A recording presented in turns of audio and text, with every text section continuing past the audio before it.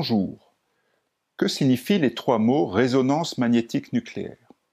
Il s'agit de noyaux, d'aimantation et de résonance. Dans cette courte séquence, je vais vous introduire les principes physiques généraux de cette spectroscopie.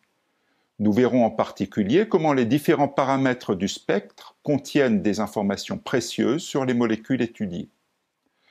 Le noyau de l'atome d'hydrogène, composé d'une particule unique appelée proton, possède un moment magnétique de spin, une propriété à l'origine du magnétisme nucléaire et qui est exploitée par la résonance magnétique nucléaire. Ce moment magnétique se comporte comme un aimant microscopique et va s'aligner selon les directions du ligne de champ si l'on applique un champ magnétique externe. Plaçons un petit volume d'eau dans un champ magnétique. Les moments magnétiques des hydrogènes de l'eau vont avoir tendance à s'aligner par rapport au champ magnétique externe. La théorie quantique indique l'existence de deux états d'énergie qui correspondent à deux orientations opposées des moments de spin par rapport à ce champ magnétique externe. Comme nous avons un très grand nombre de moments magnétiques, leurs orientations vont se répartir statistiquement sur ces deux états.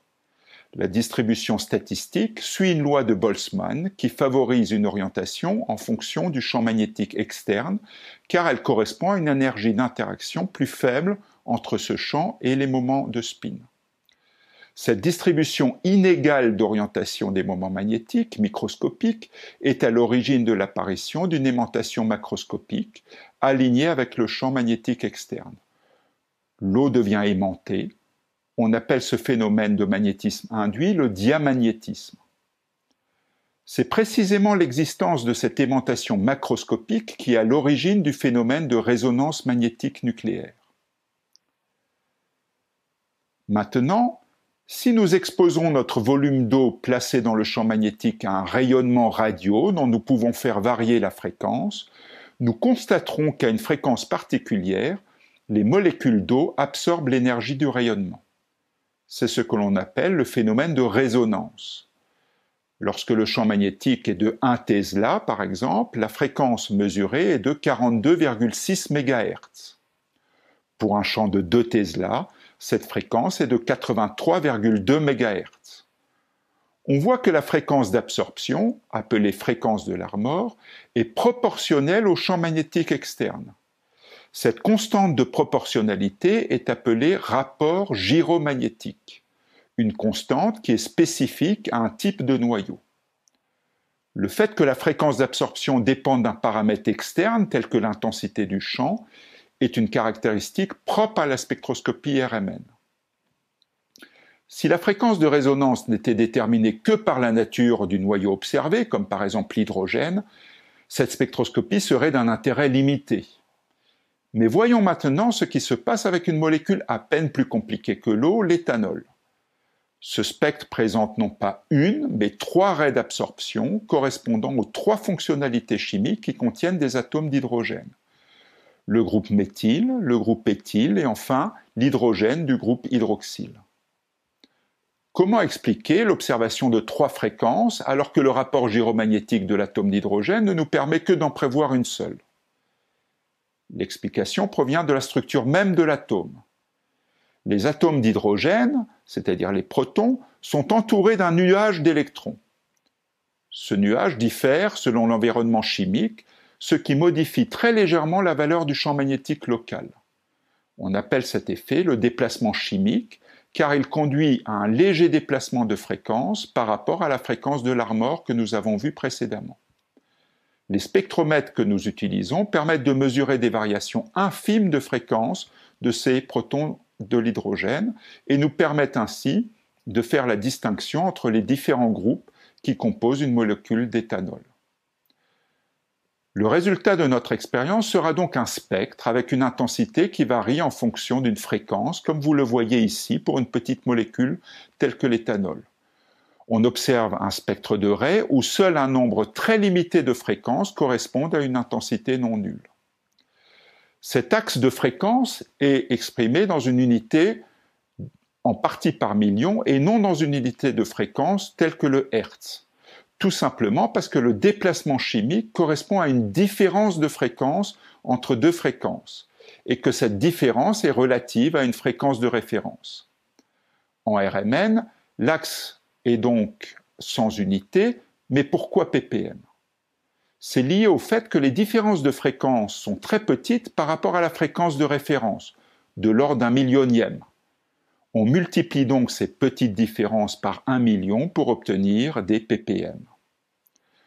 Ainsi, sur ce spectre de l'éthanol, la différence de fréquence entre l'arrêt du méthyle et celle de l'hydroxyle est de 3,5 ppm, ce qui représente 1750 Hz pour un champ magnétique de 11,7 Tesla. La différence de fréquence entre les différents traits d'un spectre augmente proportionnellement au champ magnétique. La résolution des spectres est donc directement proportionnelle au champ magnétique, ce qui conduit à développer des aimants de plus en plus intenses. Une autre caractéristique importante d'un spectre RMN que l'on peut observer est que l'air sous les pics d'absorption est proportionnel au nombre d'atomes d'hydrogène. Ainsi, l'intégrale des pics augmente comme proportion du nombre d'hydrogène compris dans le groupe hydroxyle 1, le groupe éthyle 2 et le groupe méthyle 3. Cette propriété est importante pour identifier la structure chimique d'une molécule inconnue ou bien pour mesurer des concentrations relatives de molécules dans un mélange complexe. Elle est mise à profit dans des applications de la RMN comme en métabolomique par exemple. Si nous observons maintenant attentivement les pics d'absorption, nous constaterons qu'ils présentent une structure fine. L'arrêt n'est pas unique mais se présente sous la forme d'un triplet de pics pour le groupe méthyle ou d'un quadruplé pour le groupe éthyle. L'écart de fréquence entre les raies qui composent ces multiplés est identique pour les deux groupes et correspond à 7 Hz. Nous avons qualifié précédemment le déplacement chimique de quelques centaines de Hertz comme une petite perturbation et nous voyons maintenant un effet encore beaucoup plus petit. Comme toutes les spectroscopies, l'axe de fréquence est proportionnel à une énergie et selon la célèbre formule de Planck. Les multiplés que nous observons sur le spectre de l'éthanol correspondent donc à des états d'énergie liés aux interactions entre les différents hydrogènes qui composent la molécule. La structure en quadruplé observée pour le groupe CH2 correspond aux 4 combinaisons possibles pour placer 0, 1, 2 ou 3 protons d'un groupe méthyle dans un état excité. Comme ces interactions s'effectuent au travers des liaisons chimiques, on parle de couplage scalaire.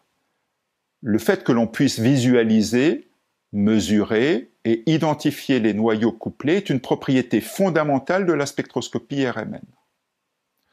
L'étude des couplages à l'aide de spectres à plusieurs dimensions, 2D, 3D, va permettre l'identification des noyaux au sein d'une molécule aussi complexe qu'une protéine.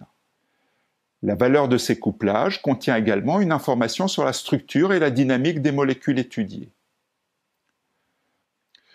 Nous avons évoqué le fait que la RMN donnait une information sur la dynamique des systèmes.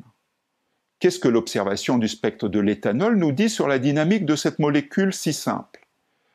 Une première réponse vient du fait que nous n'observons qu'une seule raie d'absorption pour les hydrogènes des groupes éthyle et méthyle. Comme la fréquence est extrêmement sensible à l'environnement chimique, si la molécule était figée, nous devrions observer 3 fréquences différentes pour les 3 hydrogènes du groupe méthyle. Car l'un des hydrogènes est plus proche de l'atome d'oxygène et donc soumis à l'influence de ces électrons.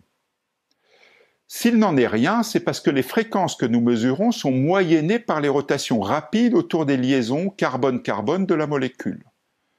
Dans le cas des groupes méthyle, il est donc très rare d'observer des fréquences différentes pour ces 3 protons. Pour finir, observons de l'éthanol dilué dans l'eau, comme par exemple le spectre du pastis. Si nous reconnaissons bien les raies correspondant aux hydrogènes des groupes éthyle et méthyle, la raie de l'hydroxyle, elle, a disparu. À température ambiante, l'hydrogène du groupe éthyle s'échange en permanence avec ceux de l'eau. Et la vitesse de cet échange est grande par rapport à la différence de fréquence entre l'hydrogène de l'hydroxyle et ceux de l'eau. Comme pour la rotation du groupe méthyle, nous observons une fréquence moyenne qui est pondérée par les proportions relatives de concentration d'eau et d'éthanol dans le mélange.